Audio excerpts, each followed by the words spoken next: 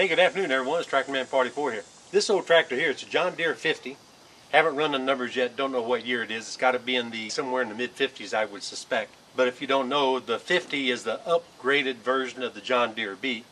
Very nice tractors to have around the farm, very much lugging power. Really a good old tractor. I've never been around a lot of John Deeres. We were always Massey guys ourselves.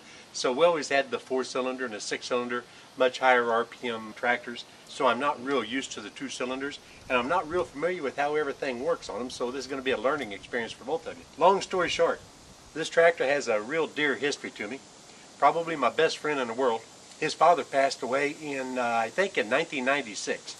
If that's not exactly correct, I apologize to Ben right now, but I think it was 1996. And as I understand, the tractor was in the old barn on the old place that he was renting to farm, and it's never been run since. They may have inadvertently fired it up to put it in the new location at one of the daughter's houses, because she had a barn with bigger property whenever the property that he was renting was sold. So at any rate, to my understanding, it has not run since 1996. My buddy told me that unfortunately he has never ever been able to drive the machine, never ever got the opportunity to drive it. And whenever I winched it up on the trailer, that was the first time he'd actually sat on the seat and actually steered it. I run the winch with the remote, and he actually steered it up onto my deck over trailer. And that's the one and only time he'd been on the seat and actually steered it. But at any rate, this sat in the old hay barn, and they had hay stacked around. Of course, when you have hay, you have rats and mice and things. And you probably can't see it. I'll zoom in on it a little bit. But my wires, here's my coil wire here that's just chewed plumb off, and it's missing out of the coil. Here's the one spark plug wire that goes number 2 cylinder here. That's chewed off and everything, and I'm sure there's still a piece of it up inside there. This is chewed off right up underneath there. So at any rate, to make a long story short, I got to come up with the wherewithal to buy the parts and pieces I need to try to make it go. Looked in the sediment bowls just as black as could be. This should have the same old John Deere DTLX style carburetor, or the newer version 50s might have an improved version of the DTLX, but it's still a basic and simple carburetor. Again, not being that familiar with John Deere's, I don't know that for a fact. On these here, I know that the battery goes underneath the seat, and once I get some wires and stuff on this thing here and get a battery in it, I'm going to see if any gas passes through the sediment bowl. If we get gas into the carburetor, we're going to hit the starter button, if I can find the starter button anyway. I'm going to hit the starter button and see what happens. One thing I can tell you about it though, right here on the throttle lever, I know the last person to drive it was a fan of Michelob Ultra Light. So I just left that set there. I thought that was pretty cool. Probably take it off in a little bit. But at any rate, let's go ahead and see if we can get some wires and figure out how to make this thing go. Now that we're up close, you can see the wires are chewed off. This here's the coil wire, supposed to go into here. This here's the coming off the coil going to the distributor, so that's a hot wire there. It's chewed plumb up.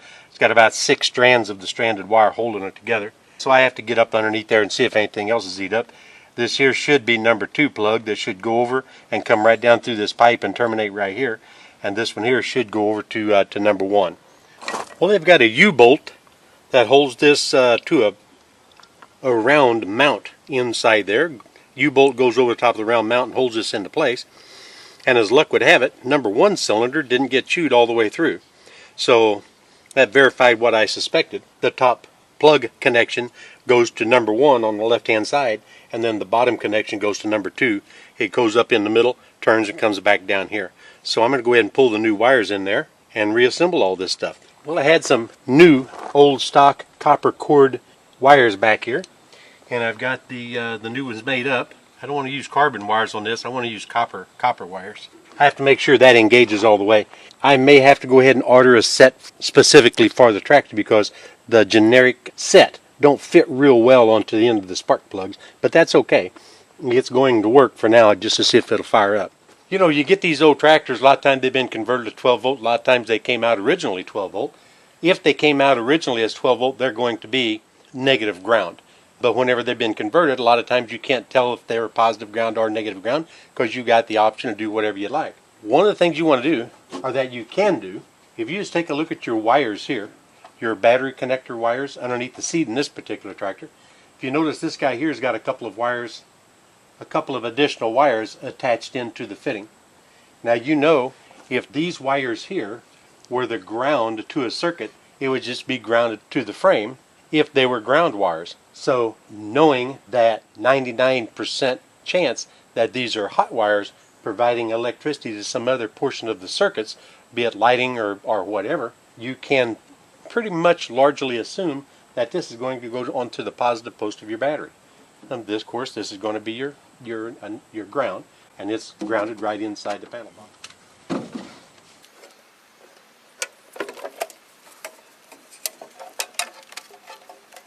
Now before I hook up everything permanent, I'm just looking over the voltage regulator and the generator, and I've noticed that there's a lot of melting going on, or there has in the past been a lot of melting going on the wires right here, right off the voltage regulator.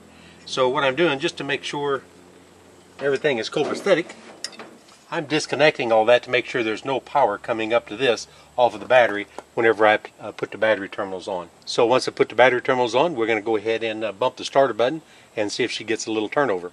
Now I got all the nasty gas drained out of the gas tank. I shouldn't even say gas, it looks like it's varnish. Just nasty it can be. I went ahead and put a little bit of fresh gas in it and went ahead and flushed out the gas tank. And then, if you take a look at this petcock, you John Deere guys are real familiar, you know all about this. Me not so much. Luckily I know just a little bit about them, but I'm definitely limited in that knowledge. Your standard sediment bulb always has a shutoff on it, at least we're accustomed to that. This being a fairly newer John Deere, you know, somewhere in the mid-50s, it's got a real weird little diaphragm set up on top, and if you trace these oil lines out, the oil lines go over here and are connected into the oil pump, to where once you initiate rotation with the starter motor, the oil pressure will go up here and it will move this diaphragm, which will allow gasoline to pass. So what I'm going to do is I'm going to first see if it's going to even turn over, because I just installed the battery. I set the battery in place and tightened it up, so I've got to push that funny looking thing sticking up right here. I've got to push that guy right there. That's a foot starter button, and we're going to see if it'll turn over, and if it'll turn over I should be able to see the sediment bulb. So I've got the key in the off position.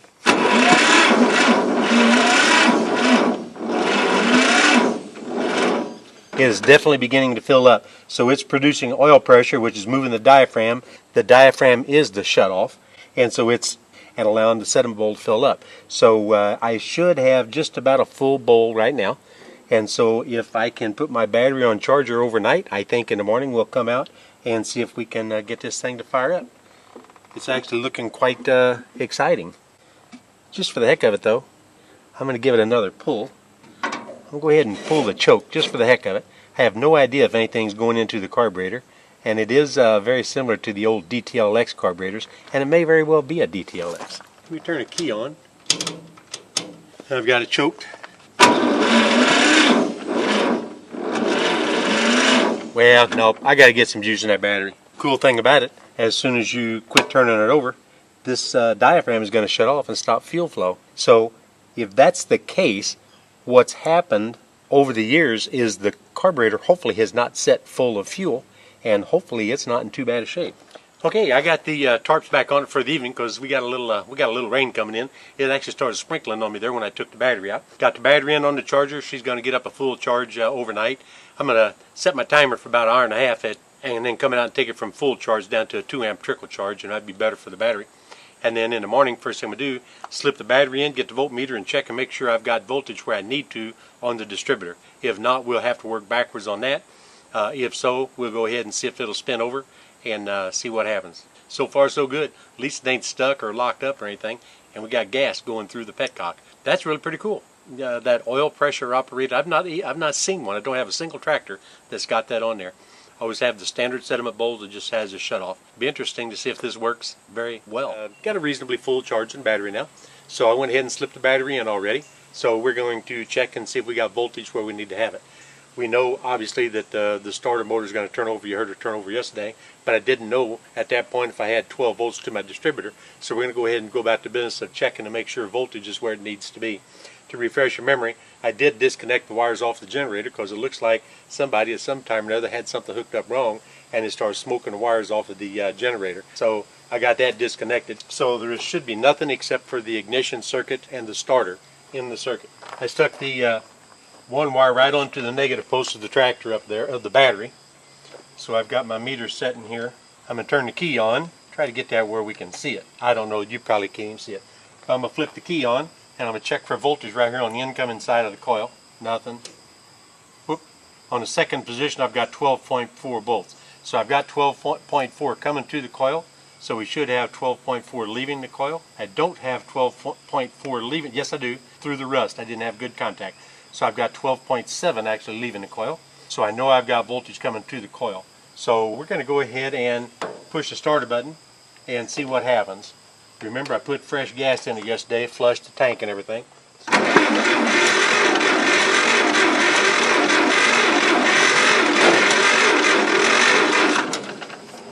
I see my pressure operated diaphragm went ahead and filled the sediment bowl, so I know I'm getting fuel to the bowl. I pulled the line off on the downstream side of the filter going to the carburetor, got fuel to the carburetor, pulled the plug out of the bottom of the carburetor, fuel comes. So what I'm going to do now, I'm going to pull the distributor cap and take a look and see if I've got fire on my points.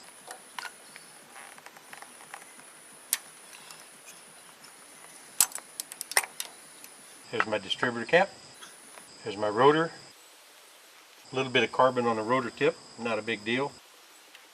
And I see oxidation in there on the points. The points are actually resting open right now. But I'm going to go ahead and turn the key back on, make sure, verify I've got power. That was second position, gave me power. Passing through the wire, going through the insulation of the housing of your distributor cap, I've got 12.4 coming to the inlet side of the points. So let's see if it'll spark if I jump across this. I saw a little bit of a spark. There we go. But it's not jumping across the points. And the points look real oxidized. So I'm going to go ahead and get my points file. I'm going to touch those up a little bit. Turn the power back off. Definitely corrosion inside there. And when I said I'm going to get my ignition points file, a points file is just that. You can see right here, it says right on the package, ignition points file. I've had this thing for a number of years. But a points file is perfectly machined where it's perfectly parallel, and the serrations on them are just so fine so that they don't remove a great amount of material off of the contact surfaces of your points. Your points have to have that specific distance between them whenever you have them adjusted correctly, and excessive filing back and forth with too coarse of a grain file that's not designed with the fine serrations of a points file will grind too much of the points off, and it will literally adjust the point gap enough to cause you a little bit of a misfire. But I'm going to go ahead and run this through there, kind of remove that oxidation. I'll make 4 or 5 passes lightly through there and see what happens then. Okay, I'm going to try to let you see this right here. Can you see all the oxidation? You can see the color of the file here is the normal file color, and you see all the white powder up here. That's the oxidation I'm talking about. That's a good indication right there that we're not passing electricity through those oxidized contacts. So we'll stick it back in. And again, we bring out a good percentage of oxidation. Now in an emergency, you can use a piece of sandpaper, you can use a matchbook cover, you can use anything to kind of reach in there, you know, and get yourself going. But as severe as these are, I don't think that would work in this particular case.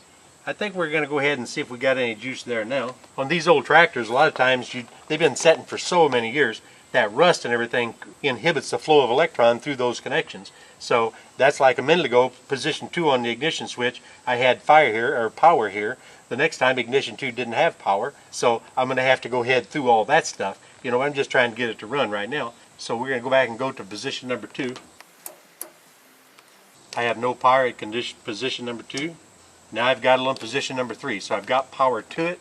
See if I got power through the Bakelite. I've got it through the insulator going to the points. So if there's power here, I should be able to jump spark on the points. Yep, we got fire on the points.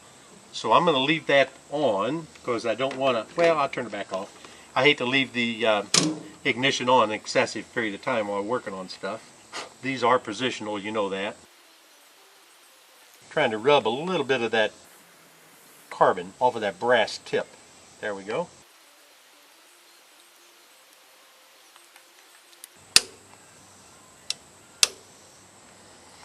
Position 3, I've got power to my distributor, so I'm going to push the starter button and see what happens. Hey, cross your fingers, guys.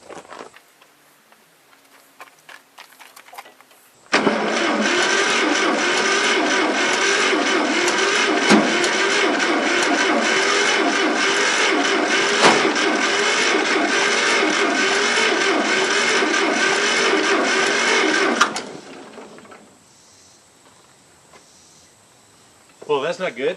Next thing I'm going to do is go ahead and pull that spark plug, check for carbon on the spark plug electrode, and check for fuel, see if there's any gas getting through to it. Okay, I pulled the spark plugs out, had a little bit of carbon on them, cleaned a little bit of carbon. I got a sandblasting plug cleaner in there, but these looks like they're fairly new plugs, so they were probably put in right before the tractor was, before the old gentleman passed away. So I'm not too concerned about them. They actually look pretty good. So what I'm going to do is I'm going to take that little oil can, and like we did on that John Deere A, that 39A, I'm just for the heck of it going to squirt a little bit of gas in the cylinder before we turn it over this next time. Wipe a little carbon off of the plugs, put the plugs back in, put just a little dollop of gasoline down inside there. So I'm going to hit the starter button and see what happens.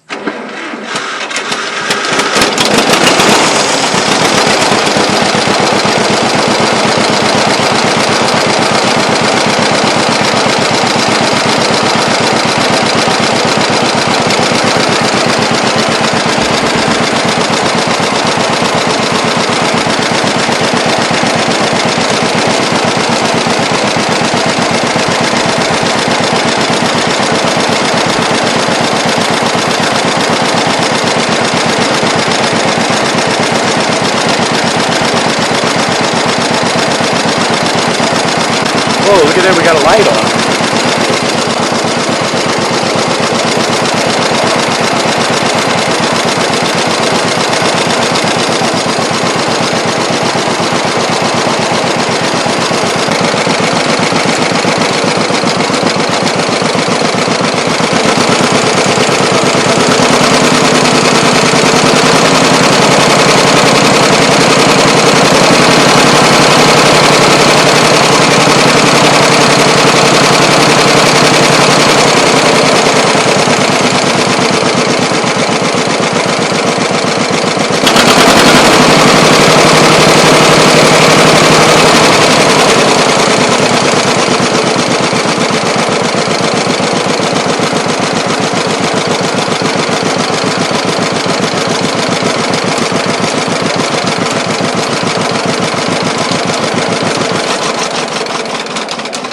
Well, at least it's running. There's definitely a few little minor things, some little tender loving care is going to be required. I know the radiator was empty, so I went ahead after it fired up and dumped a couple gallons of water in. And there was a mixture of water and antifreeze. I'm sure there was a little antifreeze in the block that started going through. And I found out that there's water somehow or another coming out of the radiator. So I'm going to have to pull the cowl off the front, determine what's going on with the radiator. Hopefully I don't have to buy a new John Deere radiator, But at any rate, I'm actually kind of surprised. It's been setting since 1996. Every revolution that this motor turned was actually on camera. I had no suspicion that it was going to start or not start. But once I got to the point to where, after cleaning a little bit of the carbon off the plugs and then rolling it over, I could see I had a good strong spark, and I smelled gas on one of the plugs. I thought it would probably fire, which is why I went ahead and dumped a dollop of fuel down each one of the spark plug holes before I put the spark plugs back in. And it literally popped right off. So, hey man, all you got to have is compression, you got to have fuel, and you got to have a source of ignition. Now it's on about the business of figuring out all the little things that's wrong with it, get that lined out to where I can put this thing to use. I think that's the end of this first start since 1996. How many years is that? 96 to 06 to 6, 24 years. First start in 24 years. Now, I am not stretching it in the least bit. I get my buddy on camera to verify that. It's been sitting in that barn all that time since his father passed away. Really am tickled to death that it fired up. Pumping a little bit of oil, that's to be expected. It needs to be loosened up a little bit. Rings need to be kind of burnt out a little bit, to let them set in again, and it'll probably settle down if it get a little work under its belt. But other than that, first start in 24 years, man. This is TractorMan 44, and I am out of here.